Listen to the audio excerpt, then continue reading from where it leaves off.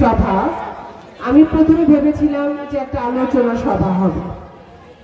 সেখানে আমরা সকলে 31 জনাব তারেক রহমানের যে 31 দফা, সেই 31 দফার উপর আমরা আলোচনা করব। কিন্তু আমরা এসে দেখলাম যে এখানে ধানের শীষের টানে, বিএনপির টানে, দেশনেত্রী বেগম খালেদা জিয়ার টানে, তারেক রহমানের টানে এবং শেখ হাসিনার পলায়নের কারণে এখানে একটি মহাসমাবেশে পরিণত হয়েছে। এই জন্য আমি কায়সারবাসীকে আমার পক্ষ থেকে, আমার সকলের দলের পক্ষ থেকে আমি ধন্যবাদ জানাই। এখানে অনেকে অনেক ভালো বক্তব্য দিয়েছেন। আমি 31 দফার কথাই বলবো, কারণ আলোচনাটা 31 দফা নিয়ে। 31 দফা নিয়ে জনগণের পাশে আমাদের যেতে হবে, কাছে যেতে হবে। তার আগে আমি বলতে চাই যে এই কাইসেল ইউনিয়নে অনেকেই বক্তব্য রেখেছে যে কাইসেল ইউনিয়ন আওয়ামী লীগের ঘাঁটি, কাইসেল ইউনিয়ন এটা, কাইসেল ইউনিয়ন সেটা, এটা কলকাতা। তো কলকাতার কথা যখন বললো দু একজন, তো আমার মনে হলো এই কথাটা আমার এই দেশের নাগরিক হিসেবে এবং মুক্তিযোদ্ধার সন্তান হিসেবে বলাই উচিত যে অগাস্টের 5 তারিখে বাংলাদেশের যে আসল ডেভিল সে পালায় গেছে। কোথায় গেছে? তার নিজের বাড়িতে গেছে।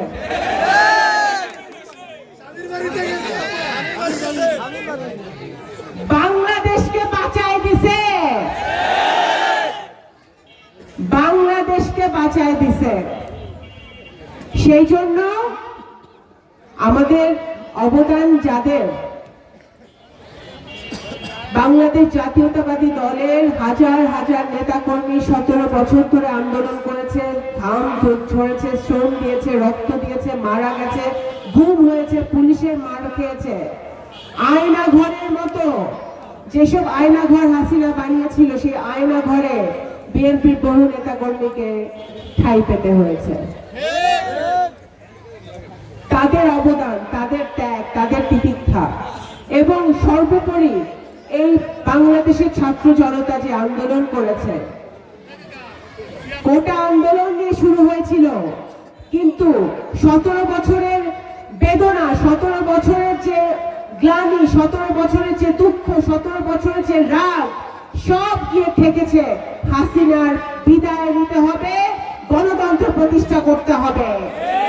সেই কারণে আজকে সকলে 17 কোটি জনতা, ছাত্র জনতার ত্যাগের কারণে, বিএনপি নেতাকর্মীর ত্যাগের কারণে আজকে আমাদের এই অবস্থায় আমরা এসে আজকের দিনে কাইসেল ইউনিয়নে একটি বিশাল সমাবেশ আমরা করতে পারছি।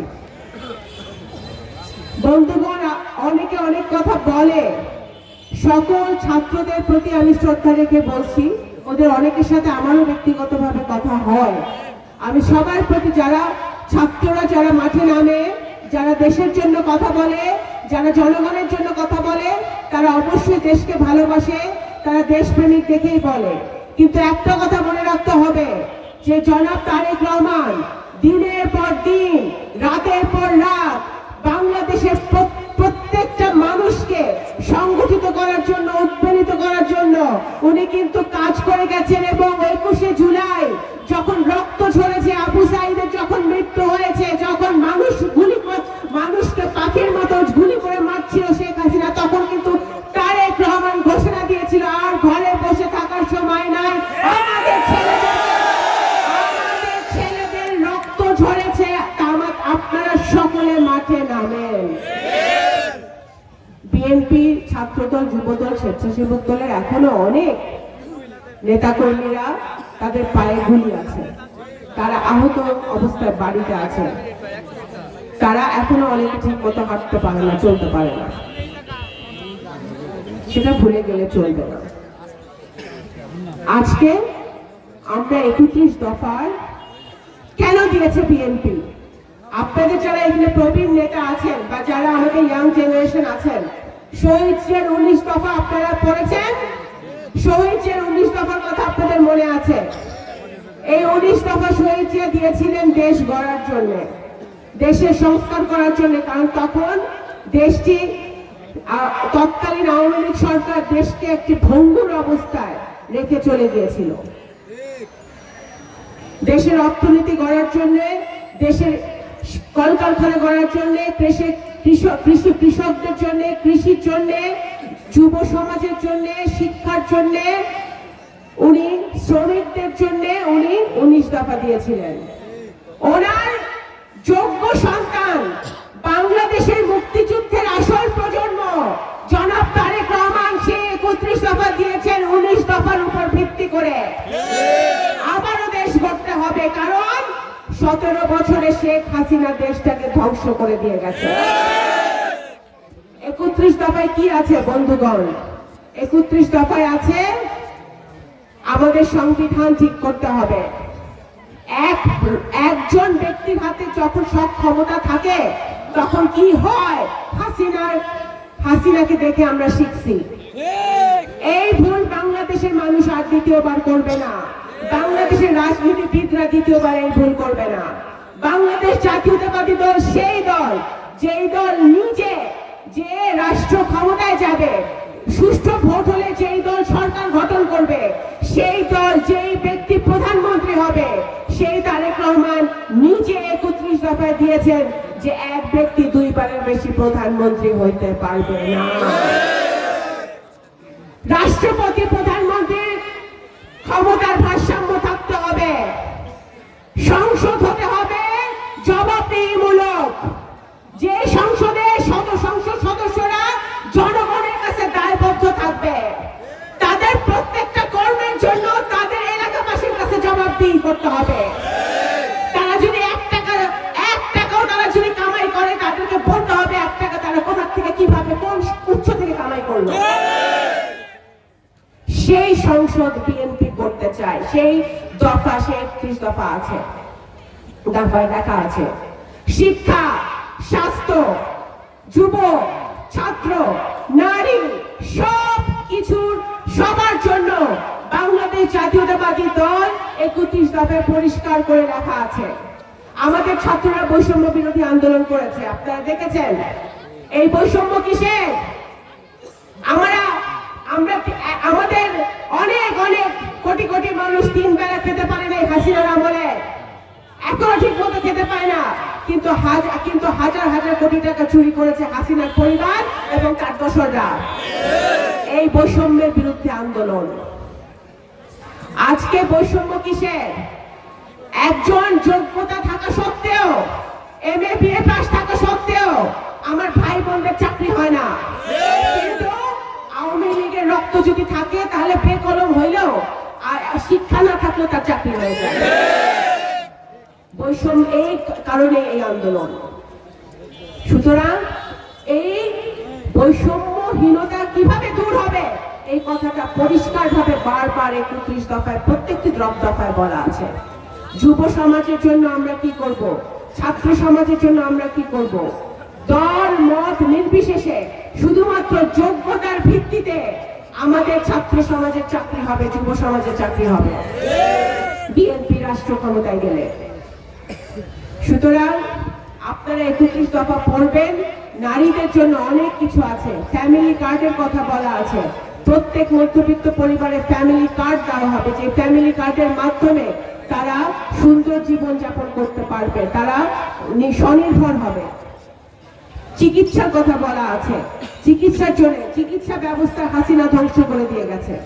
এই চিকিৎসা ব্যবস্থা ঠিক করার জন্য 31 দফায় পরিষ্কারভাবে বলা আছে। আর আরেকটা কথা বলতে চাই, পররাষ্ট্রনীতি পরিষ্কার। বাংলাদেশ জাতীয়তাবাদী দলের পররাষ্ট্রনীতি মানে কি? সারা বিশ্বের সাথে বাংলাদেশের সম্পর্ক এরকম হবে বলা আছে। বিএনপি বলেছে পরিষ্কার করে, শহীদ জিয়ার যে পররাষ্ট্রনীতি ছিল সবার সাথে বন্ধুত্ব, কারোর সাথে শত্রুতা নয়। কিন্তু এমন যদি বন্ধু হয় যে বাংলাদেশের গণতন্ত্র ধ্বংস করে, বাংলাদেশের আভ্যন্তরীণ ব্যাপারে নাক গলায়, বাংলাদেশের মানুষকে পাখির মতো বর্ডারে গুলি করে মারে, এরকম বন্ধুদের থেকে সাবধান থাকতে হবে। আজ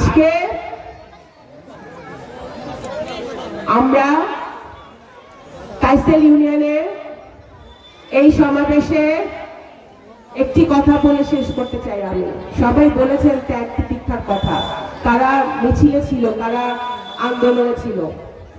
আমি জানি কাইসেল ইউনিয়নে কয়টা লোক, কয়টা ব্যক্তি মাঠে ছিল, ময়দানে ছিল। এই 15 বছর প্রত্যেকটা লোককে আমি চিনি। আমি সবসময় বলেছি, এখন আবার বলছি যে আগামী দিনে যারা 15 বছর 17 বছর বিএনপির জন্য, দলের জন্য, দেশের জন্য শ্রম দিয়েছে, আন্দোলন করেছে, তাদেরকে আজকে সামনের সারিতে বসবে এবং যারা আওয়ামী লীগের সাথে আঘাত করেছিল, ভয়ে লুকিয়েছিল, তারা পিছনে থাকতে হবে। কাইসেল ইউনিয়নে আমি সবসময় শুনতাম সিন্ডিকেট, একটা সিন্ডিকেটের কথা শুনতেন না আপনারা? কাইসেল ইউনিয়নে নাকি সিন্ডিকেট আছে। ওই সিন্ডিকেট আলাদা শুধু পয়সা বানায়, সিন্ডিকেট আলাদা শুধু পয়সা বানায়। এই সিন্ডিকেট আওয়ামী লীগের একটা, ওই বিনা ভোটে আপনাদের এমপি ছিল না এখানে, এমপির একটা সিন্ডিকেট ছিল। এই সিন্ডিকেট ভেঙে চুরমার করে দিতে হবে। আওয়ামী লীগের দালালেরা হুঁশিয়ার সাবধান, হুঁশিয়ার সাবধান, আওয়ামী লীগের দালালেরা হুঁশিয়ার সাবধান। কাইসেল ইউনিয়নের প্রত্যেকটা যুবক ছাত্র তারা চাকরি করবে, ব্যবসা করবে, তারা সঠিক পথে ব্যবসা করবে। এখানে কলকারখানা হবে, এখানে ব্যবসা তারা করবে, তারা তাদের শ্রম দিবে। কিন্তু কোন সিন্ডিকেটের মাধ্যমে কোন কালো ব্যবসা, কালো টাকা এখানে চলবে না, চলবে না, চলবে না।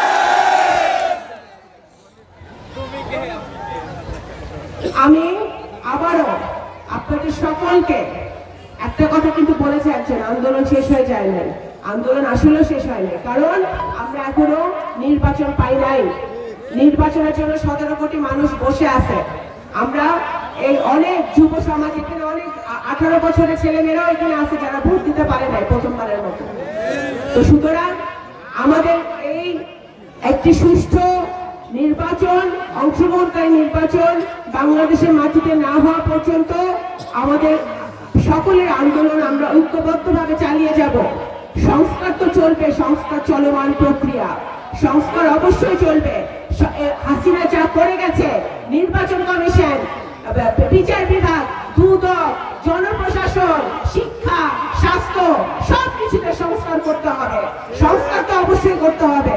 এবং আমাদের বাংলাদেশ জাতীয়তাবাদী দল বর্তমানে যে অন্তর্বর্তীকালীন সরকার আছে, সেই সরকারকে আমরা সমর্থন করেছি, তাদেরকে আমরা সমর্থন দিয়ে যাচ্ছি যাতে তারা সংস্কার দ্রুততার সাথে করতে পারে এবং বাংলাদেশের মানুষের যে আকাঙ্ক্ষা, গণতান্ত্রিক প্রক্রিয়ায় বাংলাদেশকে ফিরিয়ে আনা, সেই আকাঙ্ক্ষা তারা পূরণ করবে। এই কথা বলে কাইসেল ইউনিয়নের সকলকে আবারও আগামী দিনে ঐক্যবদ্ধ হয়ে কাইসেল ইউনিয়নকে একটি ধানের শীষের ঘাঁটিতে, তারেক রহমানের ঘাঁটিতে পরিণত করবো।